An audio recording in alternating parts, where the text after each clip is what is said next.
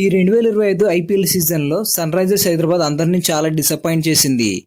Defending రన్నరప్గా భారీ అంచనాలతో బరిలోకి దిగిన ఆరెంజ్ ఆర్మీ కనీసం ప్లేఆఫ్స్కి కూడా చేరకుండానే ఇంటి దారి పట్టింది.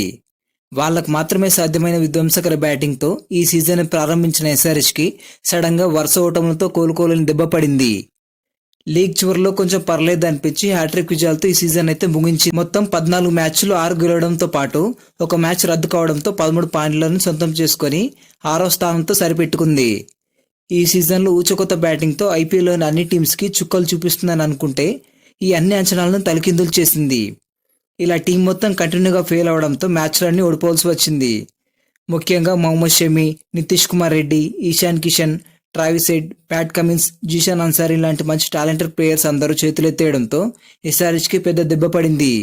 ఇందులో కూడా ముఖ్యంగా మొహమ్మద్ షమి, లోకల్ ప్లేయర్ నితీష్ కుమార్ రెడ్డిల వైఫల్యం సన్ రైజర్స్ విజయావకాశాలను చాలా దెబ్బతీసింది.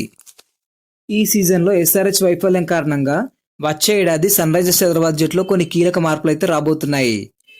జట్టుకు బలహీనంగా భారంగా మారిన ప్లేయర్స్ను వేలంలోకి వదిలేసే ఛాన్సులు పుష్కలంగా ఉన్నాయి. మరి ఎస్ఆర్హెచ్ ఎలాంటి ప్లేయర్స్ని వదిలేయబోతుందో అనేది వీడియోలో తెలుసుకుందాం.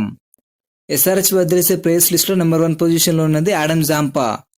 ఇతన్ని ఎస్ఆర్హెచ్ స్పెషలిస్ట్ స్పిన్నర్ జాబితాలో 2,40,00,000కు కొనుగోలు చేసింది.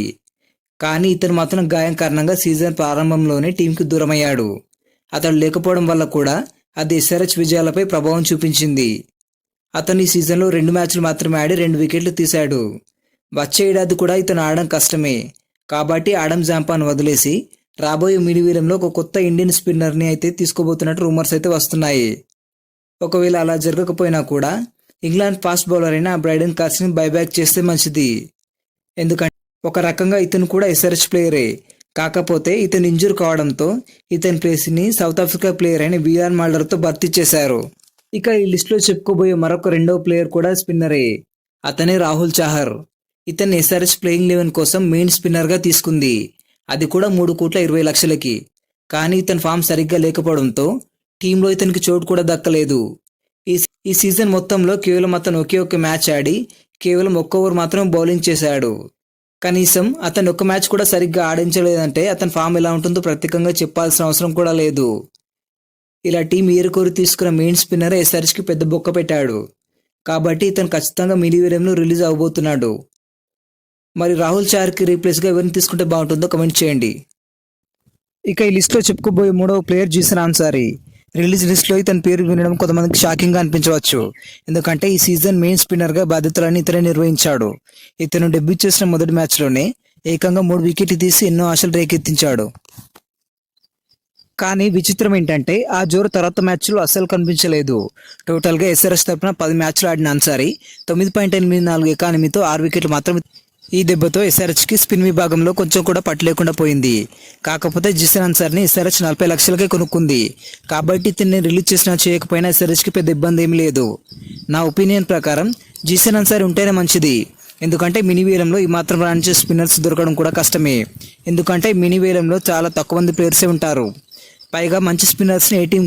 ఈ లిస్టులో చెప్పుకోబోయే మరొక ప్లేయర్ మొహమ్మద్ షమి. 2025లో షమిపై ఎంతో నమ్మకం పెట్టుకొని ఎస్ఆర్హెచ్ 10 కోట్ల భారీ ధరకు ఇతను కొనుగోలు చేసింది.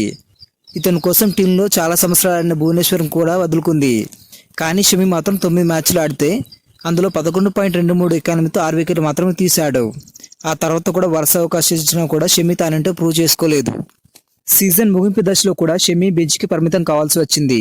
విచిత్రం ఏంటంటే షమి లేని 5 మ్యాచ్ల్లో సన్ రైజర్స్ 3 విజయాలు సాధించింది. పైగా షమి వయసు కూడా పెరగడంతో అతన్ని వదిలేసే అవకాశాలు ఎక్కువగానే కనిపిస్తున్నాయి. ప్రస్తుతం షమి ఇండియన్ టీంలో చాలానే ఇంటర్నేషనల్ మ్యాచ్లు ఆడుతున్నాడు.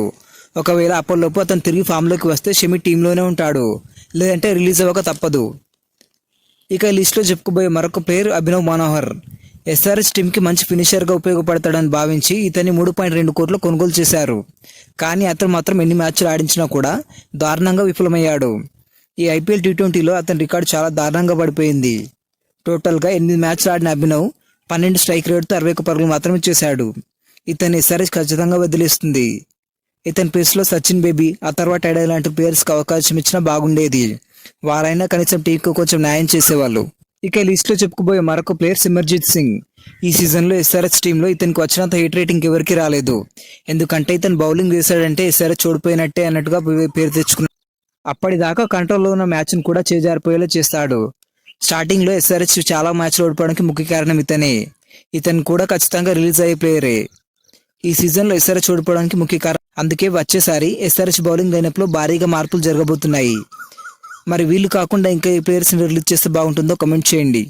ఈ వీడియో నచ్చినట్లయితే లైక్ చేయండి. మరిన్ని అప్డేట్స్ కోసం మన ఛానల్ని సబ్స్క్రైబ్ చేసుకోండి.